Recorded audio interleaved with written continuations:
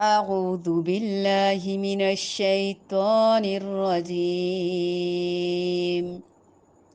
كتب عليكم القتال وهو كره لكم وعسى أن تكرهوا شيئا وهو خير لكم وعسى أن تحبوا شيئا وهو شر لكم والله يعلم وأنتم لا تعلمون. كتب عليكم القتال وهو كره لكم وعسى أن تكرهوا شيئا وهو خير لكم وعسى أن تحبوا شيئا وهو شر لكم والله يعلم وأنتم لا تعلمون. کتبہ لکھ دیا گیا، فرض کر دیا گیا، علیکم تم پر، القتال قتال جنگ، جہاد، وہوا اور وہ، کرہن ناپسندیدہ ہے، کیا وہ؟ جہاد، قتال جنگ لڑائی ناپسندیدہ ہے، کراہت آمیز ہے، لکم تمہارے لیے، وعسا اور ہو سکتا ہے، ان کے، تکرہو تم ناپسند کرو، کراہت کرو، شیئن کسی چیز کو، وہوا حالانکہ وہ، خیرن بہتر ہو، لکم تمہارے لیے، وعسا اور ہو سکتا ہے کہ، امید ہے، ان کے، تحبو بابا تم پسند کرو، شیئن کسی چیز کو، وہوا اور وہ، شرن بری ہو، لکم تمہارے لیے، واللہ اور اللہ تعالی، یعلم جانتا ہے، خوب جانتا ہے، اور انتم تم، لا نہیں، تعلمون تم نہیں جانتے. تم پر جہاد فرض کیا گیا، گو وہ تمہیں دشوار ہی معلوم کیوں نہ ہو. ممکن ہے کہ تم کسی چیز کو برا جانو، دراصل وہی تمہارے لیے بھلی ہو، اور یہ بھی ممکن ہے کہ تم کسی چیز کو اچھا سمجھو حالانکہ وہ تمہارے لیے برا ہو. حقیقی علم تو اللہ تعالیٰ ہی کو ہے، تم محض بے خبر ہو. جہاد کے حکم کی ایک مثال دے کر اہل ایمان کو سمجھایا جا رہا ہے کہ اللہ تعالیٰ کے ہر حکم پر عمل کرو، چاہے تمہیں وہ گراں گزرے، ناگوار گزرے، پسند ہو یا نہ ہو، اس لیے کہ اس کے انجام اور نتیجے کو تو صرف اللہ تعالیٰ ہی جانتا ہے نا، تم نہیں جانتے. ہو سکتا ہے اس میں تمہارے لیے بہتری ہو، جیسے جہاد کے نتیجے میں تمہیں فتح، غلبہ، عزت، نصرت، سربلندی، مال، اسباب، کیا کچھ مل سکتا ہے.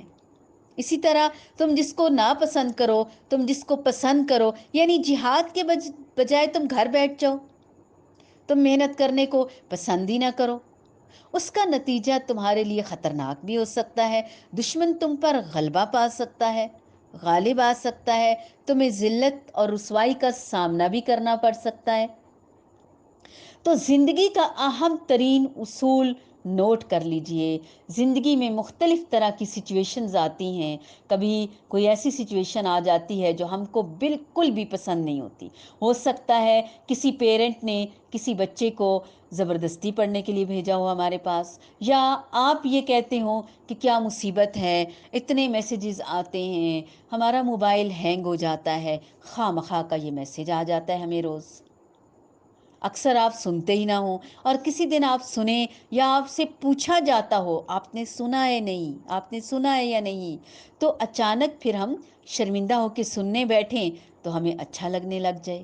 ہمارا دل لگنے لگ جائے، ہمارا عمل بدلنا شروع ہو جائے، ہم واقعتاً تبدیلی محسوس کریں، آہستہ آہستہ قرآن ہمارے اندر اترنا شروع ہو جائے۔ ایسا کئی لوگوں کے ساتھ یقیناً ہوا ہوگا۔ تو وقت کے ساتھ ساتھ وہی پھر ہمیں پسند آنے لگتا ہے، الٹیمیٹلی وہی ہمارے حق میں بہتر بھی ہوتا ہے۔ اب دیکھیے، کیا ہم یہ پسند کریں گے کہ ہم دنیا سے چلے جائیں اور ہمیں یہ بھی نہ پتہ ہو کہ اللہ تعالیٰ نے ہمیں بھیجا کیوں تھا، ہماری زندگی کا مقصد کیا تھا، اللہ تعالیٰ ہم سے آخر کیا چاہتے، اللہ تعالیٰ کی پسند کیا ہے؟ اسی طرح انسان کو دنیا میں ایک چیز پسند ہوتی ہے، کبھی وہ اس کو نہیں بھی ملتی۔ کوئی گھر آپ نے پسند کیا، کوئی چیز آپ نے پسند کی اور وہ آپ کو نہ ملا، کسی اور نے خرید لیا۔ اسی طرح کوئی لڑکی آپ نے پسند کی اپنی بیٹی کے لیے، اپنے بیٹے کے لیے، وہ کسی اور نے پسند کر لی، اس کی شادی آپ کی بات کرنے سے پہلے ہو گئی۔ ہزاروں باتیں ہو سکتی ہیں، بہت سی چیزیں ایسی ہو سکتی ہیں، لیکن انسان اس وقت کیا کرے؟ صرف اتنا کہے، رضیت باللہ ربن، میں راضی ہوں تجھ سے، تیرے فیصلوں سے۔ رب کے خزانوں میں کچھ بھی کمی نہیں ہے۔ ایک چیز کے چلے جانے سے دنیا کبھی بھی ختم نہیں ہوتی۔ بہت سارے امکانات، بہت ساری اپرچونٹیز ہمیشہ موجود رہتی ہیں۔ ختم ہونے والی چیز کو نہ دیکھیں، ملنے والی چیزوں پر نظر رکھیں، کیونکہ اللہ تعالیٰ کے خزانے بھرے ہوئے ہیں۔ ہماری نظر ہی محدود ہے، ہمیں ایک چیز نظر آتی ہے اور ہم صرف اسی کے پیچھے روتے دھوتے رہتے ہیں۔ وَلِلَّهِ خَزَائِنُ السَّمَاوَاتِ وَالْأَرْضِ، جبکہ اللہ تعالیٰ کے پاس تو خزانے ہیں ہمارے لیے، زمین اور آسمان اور خلا بھرے پڑے ہیں۔ اسی طرح بعض اوقات یہ بھی ہوتا ہے کہ ایک چیز ہمیں پسند ہو اور وہ ہمارے حق میں اچھی بھی نہ ہو، وہ ہمارے لیے بلکہ نقصان دہ ہو۔ اللہ تعالیٰ زیادہ جانتے ہیں، ہم نہیں جانتے۔ ہو سکتا ہے کہ ایک چیز ہمیں اچھی لگے اور وہی ہمارے لیے بری ہو، کیونکہ اللہ کو پتہ ہے نا۔ بعض ماؤں کے ہاں ایسے بچے پیدا ہوتے ہیں جو ہینڈی کیپٹ ہوتے ہیں، بعض کے بچے ہی نہیں ہوتے، بعض کی شادیاں ہی نہیں ہوتی۔ تو زندگی میں کسی بھی طرح کی کریٹیکل سچویشن میں، ناگواری میں ہمارا دل راضی نہیں ہوتا، یہ واقعی حقیقت ہے، فطری تقاضا ہے۔ لیکن ہم نے اس سچویشن کو ایکسیپٹ کرنا ہے۔ بار بار کہتے ہیں، دیکھیں نا، یہ تو فطری خواہش ہے نا، ایسا ہونا چاہیے تھا نا، یہ ہونا چاہیے تھا نا، وہ ہونا چاہیے تھا نا، اور اگر نہیں ہوا اس میں ضرور کوئی نہ کوئی حکمت ہے۔ اللہ تعالیٰ ہم سے کوئی بڑا کام لینا چاہتا ہے، اللہ تعالیٰ نے آپ کے لیے کوئی اور چیز رکھی ہے۔ مشکل اور تنگی میں اللہ نے آسانی رکھی ہے۔ اس طرح اللہ کی طرف جھکیں تو صحیح، دیکھیں تو صحیح، اس کی رحمت کس قدر آپ پہ برسنے کے لیے بے چین ہے۔ کہیں ہم اپنے کسی ناگواری اور کسی رویے سے اللہ کو ہی نہ ناراض کر لیں۔